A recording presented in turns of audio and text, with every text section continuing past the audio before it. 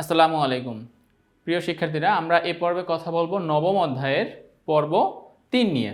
তো দেখো এখানে আসলে পর্ব 3 বা টাইপ 3 আমাদের এই টাইপের মূল ফোকাসে থাকবে পানির ক্ষরতা রিলেটেড যে এমসিকিউগুলো বিভিন্ন বোর্ডে আসে এবং যেগুলো খুবই গুরুত্বপূর্ণ, আমরা সেই টাইপের এমসিকিউগুলো সমাধান করার চেষ্টা করব। তো আমাদের প্রথম কোশ্চেন, নিচের কোন যৌগটির কারণে পানির স্থায়ী ক্ষরতার সৃষ্টি হয়? তো আমি তোমাদেরকে একটু বলবো যে আসলে আগে জানতে হবে যে পানিতে আসলে কোন কোন উপাদান থাকলে আমরা সেই পানিকে ক্ষর পানি বলি বা স্থায়ী ক্ষর বলি।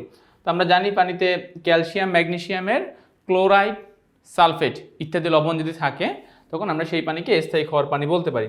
তো এখান থেকে দেখো ক্যালসিয়াম ম্যাগনেসিয়াম বলছি, তাহলে এখানে মিলতেছে, ক্যালসিয়াম ম্যাগনেসিয়াম পাচ্ছি, ক্লোরাইড সালফেট সালফেটও পাচ্ছি। সো এখানে সঠিক অ্যান্সার কত হবে? ক নাম্বার। তো 39-এর সঠিক অ্যান্সার হবে ক নাম্বার। ম্যাগনেসিয়াম সালফেট যদি কোনো পানিতে থাকে সেই পানি কি হবে? ম্যাগনেসিয়াম সালফেটের কারণে স্থায়ী ক্ষর হবে। আচ্ছা,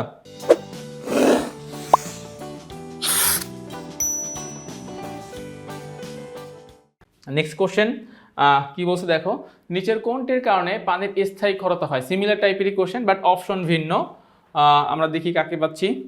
আমরা এই যে বলছিলাম ক্যালসিয়াম বা ম্যাগনেসিয়াম এর ক্লোরাইড বা সালফেট, সো দুইটাই রয়েছে এখানে, জাস্ট ম্যাগনেসিয়ামের জায়গায় ক্যালসিয়াম রয়েছে, সো এখানে পাচ্ছি আমরা ক্যালসিয়াম সালফেটকে। আচ্ছা, নেক্সট কোশ্চেন কি দেখো, কোন যৌগের সাহায্যে পানির স্থায়ী ক্ষরতা দূর করা যায়? আচ্ছা, স্থায়ী ক্ষরতা দূর করা যায় সোডিয়াম কার্বনেটের সাহায্যে। দেখো সোডিয়াম কার্বনের সাহায্যে যদি আমরা এরকম ক্যালসিয়াম ক্লোরাইডের বিক্রিয়া করাই তখন কি উৎপন্ন হবে? তখন উৎপন্ন হবে ক্যালসিয়াম কার্বনেট এবং সোডিয়াম ক্লোরাইড। তো এই যে এভাবে আমরা চাইলে কোনো পানির মধ্যে যে স্থায়ী ক্ষরতা রয়েছে সেই স্থায়ী ক্ষরতা আমরা খুব সহজেই দূর করতে পারি। সো এখান থেকে সঠিক অ্যান্সারটা পাচ্ছি আমরা খ নাম্বার। 41-এর সঠিক অ্যান্সার খ নাম্বার। আচ্ছা, এর পরবর্তী কোশ্চেন কি বলছে দেখো, পানির স্থায়ী ক্ষরতার জন্য দায়ী। তো আমরা তো একটু আগে সেটাকে মেনশন করেছিলাম যে কি কি ধাতু হিসেবে কি কি আসতে পারবে এখানে। ধাতু হিসেবে আসতে পারবে ম্যাগনেসিয়াম, আসতে পারবে অথবা ক্যালসিয়াম আসতে পারবে। আর অধাতু বা অধাতব মূলক যে যেটাই বলো না কেন এখানে আসতে পারবে ক্লোরাইড আয়ন, সালফেট আয়ন এরা।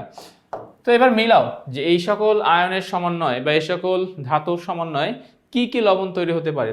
ক্যালসিয়াম সালফেট 1 নম্বর অপশনটা হতে পারবে, কারণ এখানে ক্যালসিয়াম রয়েছে এখানে সালফেট রয়েছে, হতে পারবে। ক্যালসিয়াম বাইকার্বনেট, এটা আসলে অস্থায়ী ক্ষরতার একটা উপাদান ক্যালসিয়াম বাইকার্বনেট। ম্যাগনেসিয়াম আর ক্লোরাইড মিলে ম্যাগনেসিয়াম ক্লোরাইড, এই যেই ম্যাগনেসিয়াম ক্লোরাইড। তাহলে আমাদের সঠিক অ্যান্সার কত হচ্ছে? 1 ও 3। 1 ও 3 কোনটা? মানে 1 ও 3-এর সঠিক অ্যান্সার বলতে গ নাম্বারটা, তাহলে 42-এর সঠিক অ্যান্সার হবে গ নাম্বার। আচ্ছা, তারপরে যাচ্ছি আমরা ভারী ধাতুর যে অপশন রয়েছে সেখানে। দেখো এখানে কি বলতেছে, নিচের কোনটি ভারী ধাতু? ভারী ধাতু হচ্ছে লেড। আচ্ছা, আমি একটু তোমাদেরকে একটু বলে দেই, লেড বা আর্সেনিক বা আরও অন্যান্য এরকম যারা যারা আছে, আর্সেনিক না, লেড, ক্যাডমিয়াম বা ইত্যাদি যে ধাতুগুলো রয়েছে এই ধাতুগুলোকে ভারী ধাতু বলা হয়। এর মূল কারণ কি দেখো, এই ধাতুগুলো আসলে মাটিতে বিভিন্ন যৌগ আকারে থাকে এবং সেগুলো হয় না, মানে ওরা যেভাবে আছে ঠিক সেভাবেই থেকে যায়। ইভেন তারা আমাদের খাদ্য শৃঙ্খলের মধ্যে প্রবেশ করে, ওই খাদ্য আমরা গ্রহণ করে ভারী ধাতুগুলো আমাদের দেহে প্রবেশ করতে পারে। এতে করে আমাদের মানে একটা লম্বা একটা ক্ষতির আমরা সম্মুখীন হতে পারি। কিন্তু এইটা একটা স্লো পয়জন, মানে এটা আসলে তোমাকে একদিনেই কোনো যে কাবু করে ফেলবে এমনটা না। ডে বাই ডে তোমার ক্ষতি হতে হতে একটা সময় দেখা যাবে যে তোমার বড় একটা ক্ষতি হয়ে গেল। তো এটা হচ্ছে ভারী ধাতু, এখান থেকে আমরা পাচ্ছি আমরা লেড, পিবি।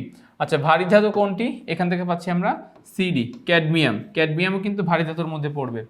ওকে, তো তাইলে এই যে আমাদের ক্ষরতা ও তার উপাদান, এখান থেকে আসলে আমরা মূলত এই সকল বোর্ড কোশ্চেনগুলো আমরা মার্ক করেছি, যেগুলো আশা করছি তোমরা সকলেই বুঝতে পেরেছো। তো তাইলে আমাদের এই পর্বটা শেষ হয়ে মানে আমরা এই 5টা এমসিকিউ নিয়ে জাস্ট এই পর্বটাকে সাজিয়েছি।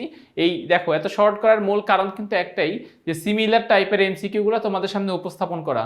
আমাদের এই সাজেশন বইয়ের একটাই উদ্দেশ্য, আমরা সম্পূর্ণ বইয়ের উপরে একটা সিমিলার টাইপের এমসিকিউ তোমাদের সামনে উপস্থাপন করব।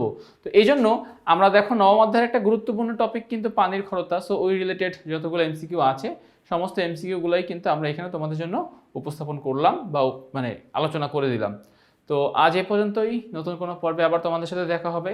ততক্ষণ পর্যন্ত সবাই ভালো থাকো, সুস্থ থাকো, আল্লাহ হাফেজ।